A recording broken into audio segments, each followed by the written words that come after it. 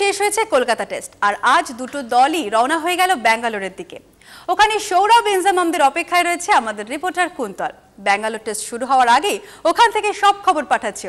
আর তাই রয়েছে আমাদের সেগমেন্ট শ্যামবাজারের কেসি দাস রেডিমেড গার্মেন্টসের ময়দানি জাঙে।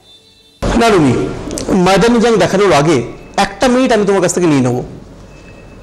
বালির ছেলে উত্তম দাস, যারা 10 মিনিটে খেল দেখেন নিয়মিত, তারা ওকে চেনেন। ও কাল মাথায় বল রেখে গঙ্গা পারাপার করছে। এমন একটা বড় খবর যেটা সবার আগে দেখানোর লোভ আমরা সামলাতে পারছি না, এবং আমার মনে হয় এটা গোটা বিশ্বের বিস্ময়। আমরা যারা দেখেছি আজকে ওকে বালির ঘাটে, তারাও তো আলোড়িত হয়েছি, এবং আপনারাও দেখলে সত্যি বিশ্বাস করতে পারবেন না ও কি করতে চলেছে। কাল দুপুর 1টার মধ্যে দক্ষিণেশ্বরের গঙ্গার ঘাটে চলে আসুন। থাকতে পারেন বালি, বেলুর কিংবা বরানগড়ের গঙ্গার ধারেও।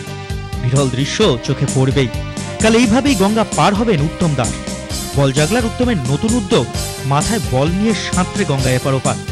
কাল দক্ষিণেশ্বরে নামছেন, উঠবেন বেলুর মঠের ঘাটে। এখন চলছে জোর প্রস্তুতি।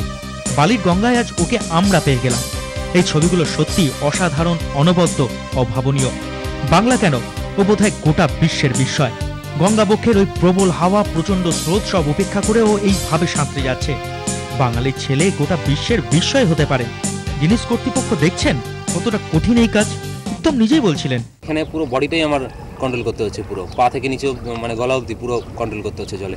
জলের তলায় পুরো বডিটা থাকছে, আমাকে মাটি থাকছে না, পাটা রাখার জায়গা থাকছে না। সেই অবস্থায় বলটাকে মাথায় ব্যালেন্স করা খুব টাফ। কেসি দাস রেডিমেড গার্মেন্টস, শ্যামবাজার, ময়দানি জাং। নিবেদন করছেন কেসি দাস রেডিমেড গার্মেন্টস,